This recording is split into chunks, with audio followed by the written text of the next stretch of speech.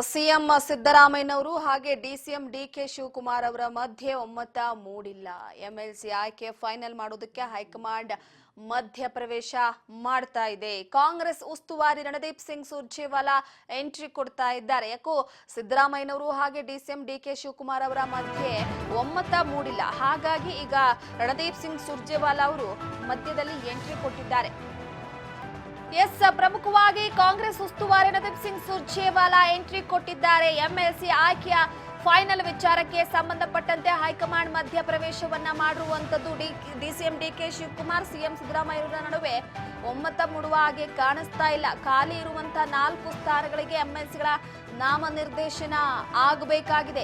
ಈ ನಾಮನಿರ್ದೇಶನದ ವಿಚಾರಕ್ಕೆ ಸಂಬಂಧಪಟ್ಟಂತೆ ಸಿಎಂ ಹಾಗೆ ಡಿಸಿಎಂ ಜೊತೆ ಮೀಟಿಂಗ್ ಅನ್ನ ನಡೆಸೋದಕ್ಕೆ ರಣದೀಪ್ ಸಿಂಗ್ ಸುರ್ಜೇವಾಲಾ ಎಂಟ್ರಿ ಕೊಡ್ತಿದ್ದಾರೆ. ಸಿಎಂ ಕೋಟಾದ ಅಡಿಯಲ್ಲಿ ಸದಸ್ಯರ ನೇಮಕದಲ್ಲಿ ಯಾಕೂ ಒಮ್ಮತ ಮೂಡುವ ಹಾಗೆ ಕಾಣಿಸ್ತಾ ಇಲ್ಲ. ತಲಾ 2 ಕೋಟಾಗಳಿಗೆ ಪಟ್ಟು ಹಿಡಿದಿದ್ದಾರೆ. ಸಿಎಂ ಹಾಗೆ ಡಿಸಿಎಂ ದೆಹಲಿಯ ಭೇಟಿಯ ಸಂದರ್ಭದಲ್ಲಿ ಪ್ರತ್ಯೇಕ ಪಟ್ಟಿಯನ್ನ ಕೊಟ್ಟಿದ್ದಾರೆ. ಸಿಎಂ ಸಿದ್ದರಾಮಯ್ಯನವರು ಹಾಗೆ ಡಿಸಿಎಂ ಡಿಕೆ ಶಿವಕುಮಾರ್ ಅವರು ಈಗ ಪಟ್ಟಿ ವಾಪಸ್ ಕಳುಹಿಸಿದ್ದಾರೆ.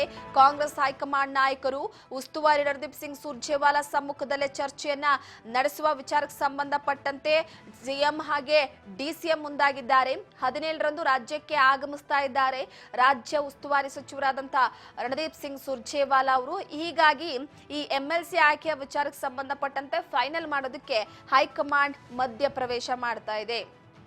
ಒಂದು ಕಡೆ ಎಂಎಲ್ಸಿ ಸ್ಥಾನದ ವಿಚಾರವಾಗಿ 4 ಸ್ಥಾನಗಳಿದೆ. ಎಂಎಲ್ಸಿ ಸ್ಥಾನ 4 ಸ್ಥಾನಕ್ಕೆ 2 ಕೋಟೆಗಳಿಗೂ ಕೂಡ 2 ಕೋಟೆಗೂ ಇಬ್ರು ಒಂದು ಕಡೆ ಅಹವಾಲನ್ನ ಇಟ್ಟಿರುವಂತದ್ದು. ನಾಳೆ ಸುರ್ಜೇವಾಲಾ ಅವರು ಆಗಮಿಸ್ತಾ ಇದ್ದಾರೆ. ಖಾಲಿ ಇರುವಂತಹ 4 ಸ್ಥಾನಗಳಿಗೆ ಎಂಎಲ್ಸಿಗಳ ನಾಮನಿರ್ದೇಶನ ಮಾಡುವ ವಿಚಾರಕ್ಕೆ ಸಂಬಂಧಪಟ್ಟಂತೆ ಒಂದು ಕಡೆ ಡಿಸಿಎಂ ಹಾಗೆ ಸಿಎಂ ಜೊತೆ ಚರ್ಚೆಯನ್ನ ನಡೆಸಲಿದ್ದಾರೆ.